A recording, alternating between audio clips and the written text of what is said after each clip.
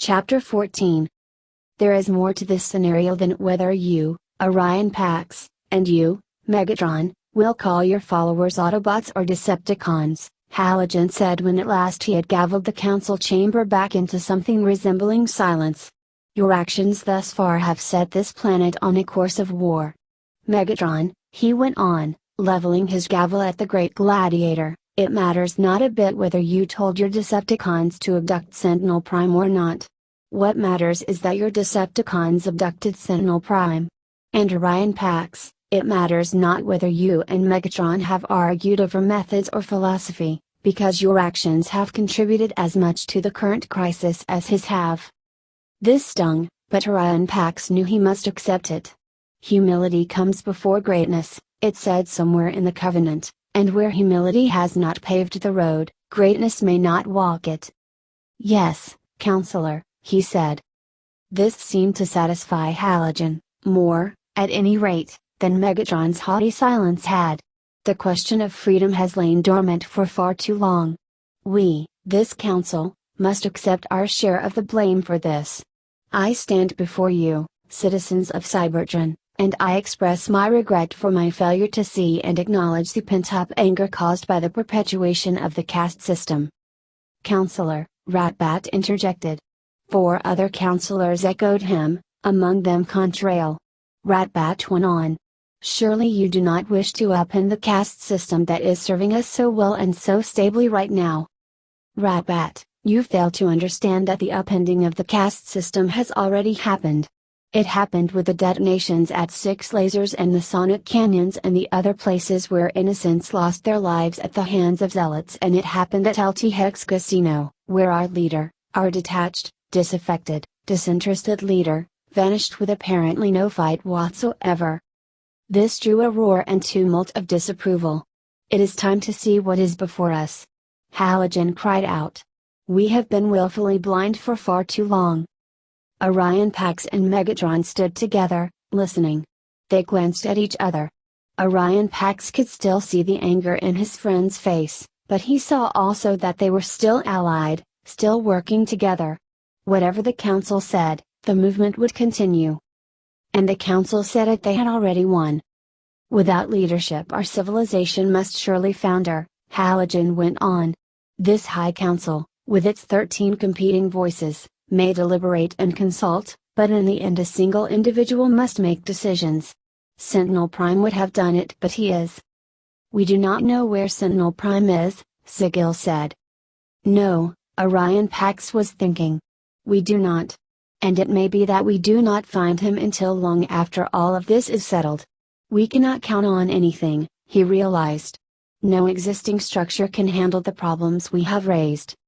He glanced over at Megatron, and could tell from his friend's expression that they had reached the same conclusions, but had very different reactions to it. Megatron looked as if he could gleefully have presided over the permanent and total destruction of every institution of Cybertronian civilization. Orion Pax wanted to be free. But if there were no Cybertron, if there were no Aegon or Hydrax or Sonic Canyons, then what good would freedom do? Silence! Commanded Halogen. This is not the time for commentary from the gallery. The High Council speaks here, and will speak until it is done. He paused, recovering his temper. In the absence of Sentinel Prime, we must take elective steps where we would prefer to have individual initiative. What are you getting at? Megatron called out. If the times are as dire as you say, they do not permit elaborate speeches. Let us hear what you have to say, plainly and directly. Halogen stared at him in a silent fury of affront. In that gaze Orion Pax could see everything that was wrong with Cybertron, everything that his awakening made him want to change.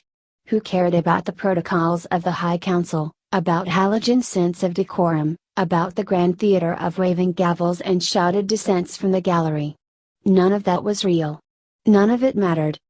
Because somewhere in a pit below the surface, perhaps in Kaon, perhaps even in Aegon, a nameless gladiator was dying. Then I will speak as plainly and directly as I may, Halogen said. Megatron started to speak again, but Orion Pax reached over to put a hand on his shoulder. Let's hear what they have to say, he said quietly. After a tense moment, Megatron relaxed. There have been attempts to discover the matrix of leadership, Ratbat said. We suspect that elements of these Decepticons are responsible. What seems at least as likely is that any band of malcontents claiming the name Decepticon can be linked to these searches, Contrail said. How are we to know the truth about what Megatron himself, or Orion Pax for that matter, might be planning? Orion Pax has disavowed the name Decepticon, Halogen pointed out. Who then is mobilizing spies to dig through old ruins and sneak past security in Crystal City? The voice came from the gallery. No one could tell immediately who had called out, but Orion Pax recognized the voice. It was Megatron's spy master Soundwave. That's what is happening here, Orion Pax thought. Someone is maneuvering me into a position and waiting for me to agree to occupy it. Soundwave had never trusted him, not from the moment they had met inside the Great Gleaming Pyramid in Kaon, the nerve center of everything that had made Megatron who he was. Whatever happened, resolved Orion Pax, he was going to have to make sure that he never turned his back on Soundwave. The matrix of leadership, more than any other remnant of the Age of the Primes, defined Cybertronian society by marking the leader of the Cybertronians, irrevocably and irreversibly. Halogen stood a little off to the side of his podium, allowing the entire gallery to see him in full instead of as a head and shoulders bust behind a piece of furniture. But the matrix does not grant itself to whoever might find it. On the contrary, it has a tendency to discover those who have the innate qualities necessary to claim it. And none of the searchers thus far have found it. Which means, added Ratbat, that it has not permitted itself yet to be found. It was unlike Ratbat to mention mythology, or anything more far-reaching than the events of the next megacycle. What was he doing suddenly seconding Halogen's excursion into the nature of the matrix of leadership?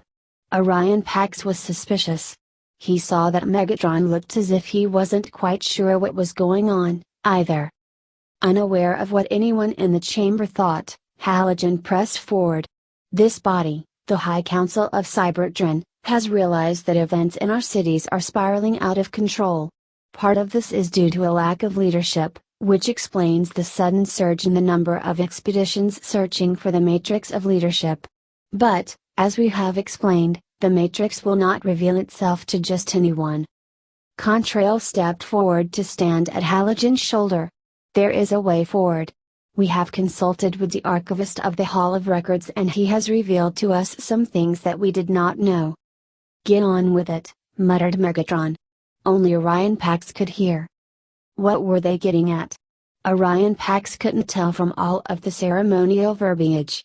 Yes, the matrix of leadership was lost. Yes, someone was going to have to find it, especially in the absence of Sentinel Prime. But what did this have to do with question of castes, and of individual self-determination among the forgotten classes of Cybertronians? Orion Pax had never been a great observer of the High Council, but he didn't think they were known for this kind of uncertainty and dithering. They looked like they had been caught doing something wrong, and were trying to make it right without ever admitting that it had been wrong. Halogen regained control. The matrix of leadership is on Cybertron, though it has not been seen in these many billions of cycles. According to the archivist, Alpha Trion, it may be found in these turbulent times, and if found will lead all Cybertronians through to a new age on the other side. Halogen leveled his gavel at Orion Pax and Megatron. Yes, Megatron said softly, so softly that Orion Pax wasn't quite certain he had heard. And then Halogen said, Orion Pax, upon you we place the quest for the matrix of leadership. Silence fell, so absolute that Orion Pax only then realized how much ambient noise there was in a room full of Cybertronians unless they stood absolutely still. It was as if the High Council and its chamber and everyone within had suspended every function, frozen themselves in space and time, as the implications of the High Councilor's words became clear. Orion Pax could not believe that they might be saying what it seemed that they might be saying. Excuse me? He said, knowing that when Halogen spoke again it would be to clarify a misunderstanding. Next to Orion Pax, Megatron's stillness was the stillness of decommissioned factories in long-dead cities.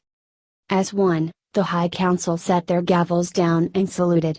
No, Orion Pax started to say, but he did not, because he could not interrupt the High Council and because he realized that it was not his place to refute the beliefs of his people. Perhaps the matrix of leadership was mythical, perhaps not. He believed it was not because he trusted what he had read in the Hall of Records. He trusted that he knew the true history of Cybertron, except those portions of that history that time or circumstance had hidden from him. And in the end, he trusted that the leaders charged with acting in Cybertron's best interest would do that. If he believed that, he must let them speak. The matrix of leadership is yours to seek, because from this moment forward, said Halogen in a voice that filled the chamber even over the astonished outbursts of the gallery, you are Optimus Prime. Unite Cybertron and all of the Cybertronians. Usher in this new era you have spoken of so eloquently. The Archivist knew, Orion Pax thought. Is this what he knew? Is this what they were talking about? How could he have known? Hey guys, what's going on? Thank you so much for watching today's episode. If you guys want to watch more like it, please subscribe to my channel and become part of the video game fanfiction plot. And please leave a comment down below and hit that like button. If you guys have any suggestions on any stories you guys want me to read, don't hesitate.